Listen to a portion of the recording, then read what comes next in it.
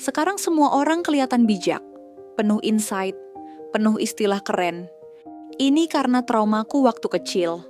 Aku kayak gini karena inner childku belum dipeluk.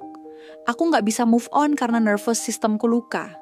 Kita sibuk banget jadi analis buat hidup sendiri. Penuh teori, penuh kata-kata indah, tapi nggak jalan kemana-mana. Karena ngomong itu gampang. Refleksi itu kelihatan keren, tapi tanpa aksi, ya cuma jadi omong kosong. Dan self-awareness sekarang jadi hiburan baru. Yang kelihatan produktif, padahal isinya cuma muter-muter di tempat.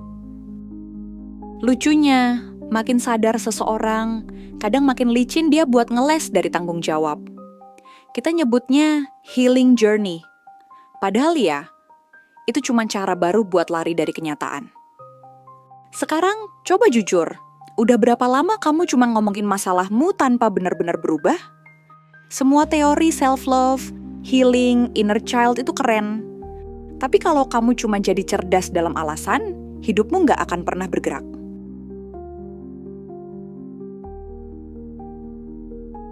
Kita hidup di generasi yang katanya paling sadar. Sadar trauma, sadar pola, sadar luka pengasuhan. Tapi saking sadarnya, kita jadi kecanduan refleksi.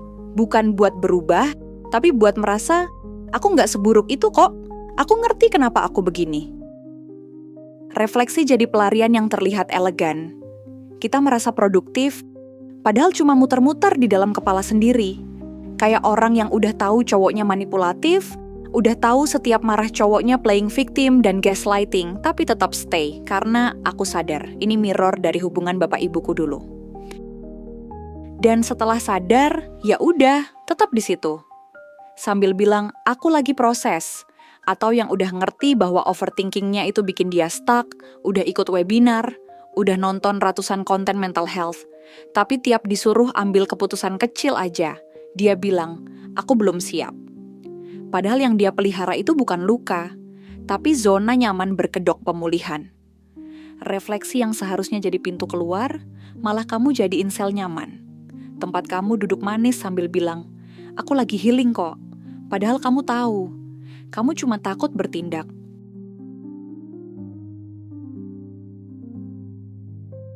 Sekarang, makin rusak kamu, makin dianggap otentik.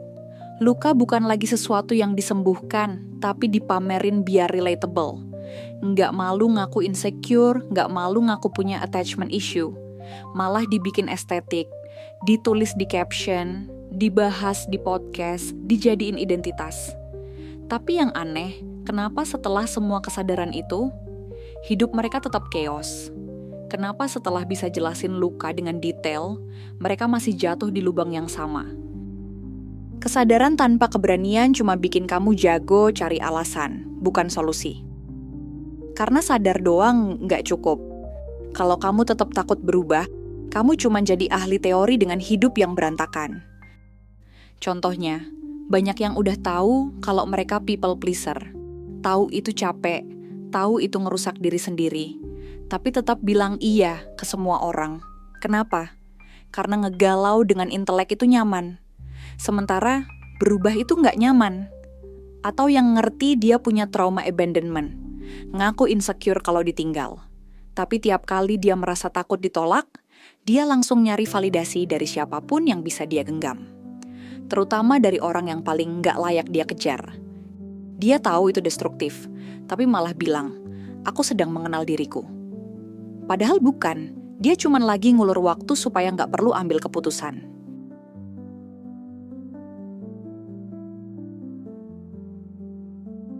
Karena bertumbuh itu nggak glamor, nggak estetik, dan nggak bisa dipamerin semudah kamu pamer self-awareness di caption. Bertumbuh itu sunyi, kamu diam, banyak kehilangan, dan gak bisa cerita ke siapa-siapa. Dan di saat kamu berusaha jadi versi terbaik dari dirimu, orang-orang bisa aja ninggalin kamu.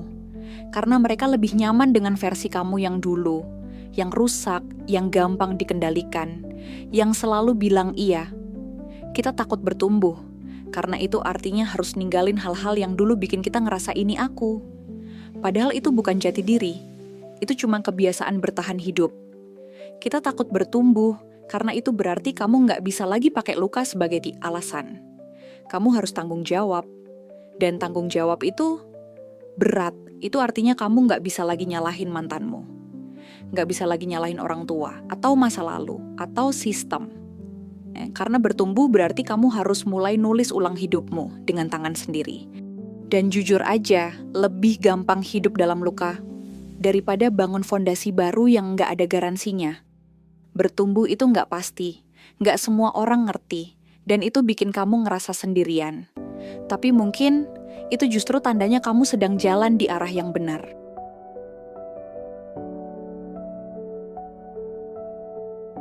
Orang yang beneran bertumbuh nggak banyak ngomong. Dia nggak sibuk ngumumin fase healingnya, karena dia terlalu sibuk ngejalanin proses yang sebenarnya nggak selalu mulus. Dia nggak butuh bikin orang lain kagum. Dia tahu, yang penting bukan kelihatan kuat, tapi benar-benar jadi kuat. Bahkan ketika nggak ada yang lihat, orang yang bertumbuh beneran lebih banyak diam daripada debat. Dia udah berhenti nyari validasi dari orang yang nggak ngerti perjuangannya. Dan dia nggak ngerasa perlu buktiin apa-apa ke siapa-siapa. Kadang dia dianggap berubah, terlalu berjarak, terlalu pilih-pilih. Tapi itu bukan karena dia sombong. Dia cuman akhirnya ngerti batasannya. Dia tahu kapan harus pergi, kapan harus bilang cukup, kapan harus berhenti menyelamatkan semua orang kecuali dirinya sendiri. Dia nggak ngerasa perlu jadi orang baik versi semua orang. Karena akhirnya dia sadar, jadi baik yang menyakiti diri sendiri itu bukan kebaikan, itu kebodohan. Dan satu hal paling kelihatan dari orang yang bertumbuh beneran, dia nggak pakai luka sebagai identitas. Dia belajar melepaskan cerita lama. Bukan karena udah sembuh total, tapi karena dia tahu, kalau dia terus bawa beban itu, dia nggak akan pernah kemana-mana.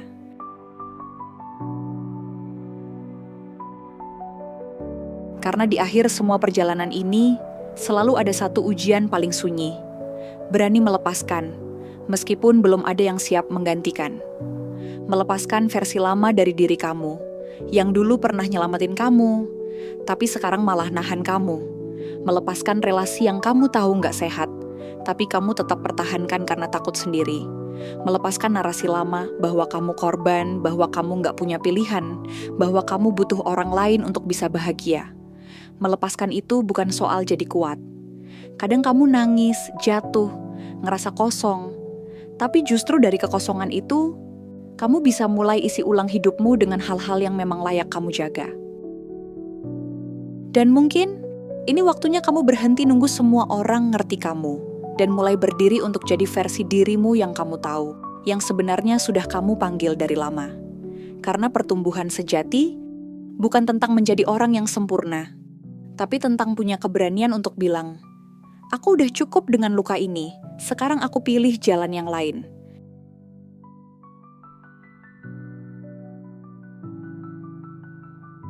Nggak semua orang akan ngerti prosesmu. Dan kamu nggak perlu bikin mereka ngerti. Yang penting, kamu sendiri tahu. Kamu lagi jalan. Pelan, mungkin masih goyah. Tapi kamu nggak diem di tempat. Dan kalau hari ini kamu masih bertahan, masih berani jujur, masih mau belajar melepaskan, itu artinya kamu udah lebih jauh dari versi kamu yang kemarin. Jangan anggap enteng itu. Karena nggak semua orang punya keberanian untuk bertumbuh. Tapi kamu sudah mulai.